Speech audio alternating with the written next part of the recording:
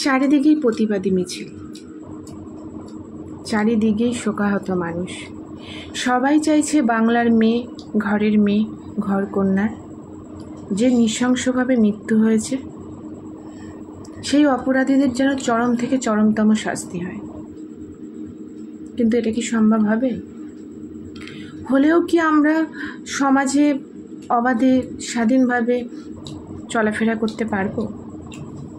আমাদের শুধু আমাদের ঘরের মেয়ে নৃশংসভাবে মৃত্যু হয়েছে সেটা তো অবশ্যই, তার সাথে এটাও যে আর কোনো ঘরের মেয়ের যেন আমাদের এরকম না হয়, আর কোনো মা বাবার যেন কোল খালি না হয়, যেন শুধু না রয়ে যায় হাহাকার বুকের, ফাঁকা বুকের হাহাকার। আমরা যেন অবাধে স্বাধীনভাবে বাঁচতে পারি। আমাদের থাকবে এই প্রতিবাদী আন্দোলন। যারা এই কর্মটি ঘটিয়েছে, নৃশংস হত্যাকাণ্ড, তাদের চরম থেকে চরমতম যেন ফাঁসির বিচার হয়, তাদের প্রত্যেকটা মানুষের যেন ফাঁসি হয় এবং তাদের শাস্তিটা এমন হবে যাতে সামনে এরকম ধরনের মানুষ যারা আছে সমাজে এখনো পর্যন্ত, তাদের যেন হুঁশটা হয়, তারা যেন বুঝতে পারে যে না, মেয়েরাও অতটা দুর্বল নয়, মেয়েদেরও শক্তি আছে। তবে হ্যাঁ, আমাদের এই সমাজে কিন্তু শুধু মেয়ে নয়, এই বোনটির জন্য আমরা সকলেই আছি, নারী পুরুষ নির্বিশেষে। আমি আবারও বলছি, সমাজের সব পুরুষ কিন্তু খারাপ নয়। সব পুরুষ খারাপ হলে তাহলে প্রতিদিনই এরকম ঘটনা ঘটতো। কিন্তু কিছু কিছু পুরুষ আছে যারা ভালো, পুরুষগুলো যারা সমাজে আছে তাদেরকেও কলঙ্কিত করছে। তাই আমরা যারা ভালো তাদেরকে ভালোর বিচারই করব। কারণ আজ যারা প্রতিবাদী আন্দোলনে বেরোচ্ছে, আমাদের মা বোনদের সাথে সাথে কিন্তু আমাদের দাদা, ভাই, বাবা, পিতৃতুল্য সবাই আছেন। তাই যারা সমাজে শুধুমাত্র কলঙ্কিত পুরুষ, তাদের যেন অন্তত মাথায় থাকে যেরকম নির্মম কাজ করার আগে তারা যেন 10 বার ভেবে নেয় যে মেয়েরা দুর্বল নয়। আর মেয়েদেরকে সবল করার জন্য আমাদের পাশে কিন্তু আমাদের দাদা ভাইরাও আছে, যারা আজ মোমবাতি হাতে প্রতিবাদী আন্দোলনে বেরিয়েছে। তারা কিন্তু চায় আরজি করের যে ঘটনাটা ঘটেছে, সেই ঘরের কন্যাকে, আমাদের ঘরের মেয়ে, আমাদের বোন, আমাদের দিদি, বা আমাদের রাজ্যে, আমাদের দেশে একটা ডাক্তার যে কমে গেল, তার সাথে যে ঘটনাটা ঘটেছে, তার যে অপরাধী, তাদের আমরা চরম শাস্তির যে দাবি করছি, আমাদের মা বোনদের সাথে কিন্তু আমাদের দাদা ভাইরাও আছে। তাই আমরা বলছি, সমাজে সব পুরুষ খারাপ নয়, আর মেয়েরাই তো মেয়েদের শত্রু। আজকে তো আমরা আরজি করের ঘটনাটাতে সেই প্রমাণটাও পেলাম যে মেয়েরাও মেয়েদের শত্রু। তাই সমাজে যে এরকম ধরনের মেয়েরাও আছে, তাদেরকেও আমাদের ট্রেনে বের করে আস্তাকুড়ের মধ্যে ফেলে দেওয়া উচিত, যে একটা মেয়ে হয়ে কী করে মেয়ের ক্ষতি করতে পারে, একটা মেয়ে হয়ে একটা মেয়েকে সর্বনাশের দিকে ঠেলে ফেলে দিতে কী করে পারে।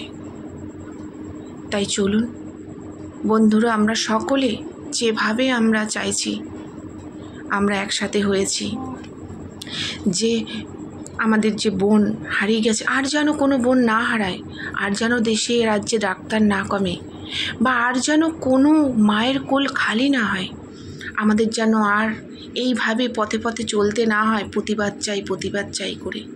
আমরা যেন অবাধে স্বাধীনভাবে নিশ্চিন্তে যেন বাড়ি থেকে বেরোতে পারি।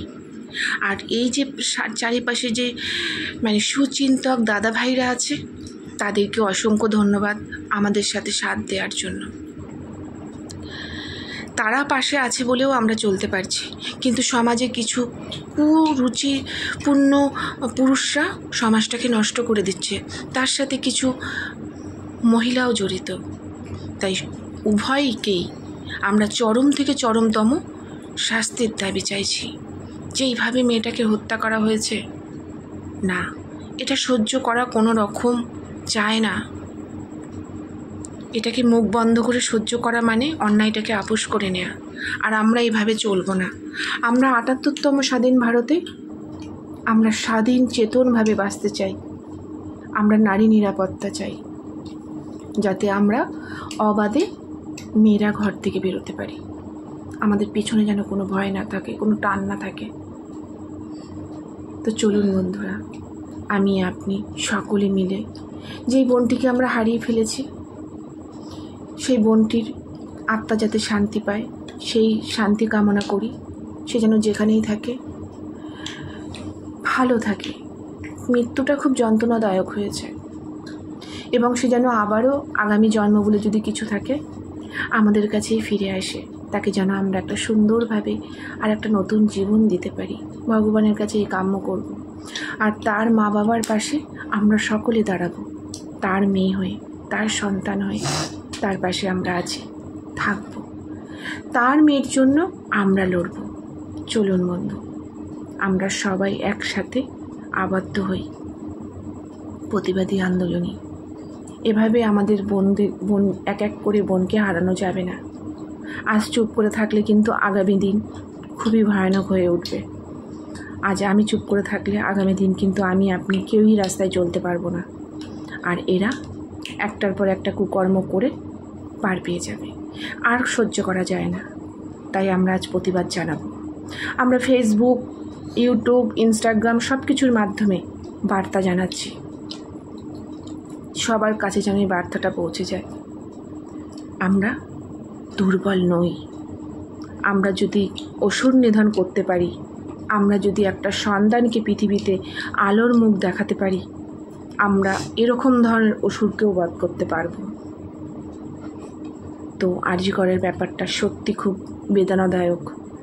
তাই চলুন আমরা সবাই একসাথে আবদ্ধ হই, আমরা সবাই একসাথে সংকল্প করি, আমরা এক, আমরা একাধিক।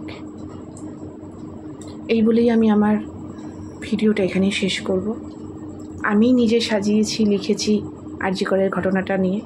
কলমে দীপা পাল দত্তের সাথে কণ্ঠে দীপা পাল দত্ত। নমস্কার।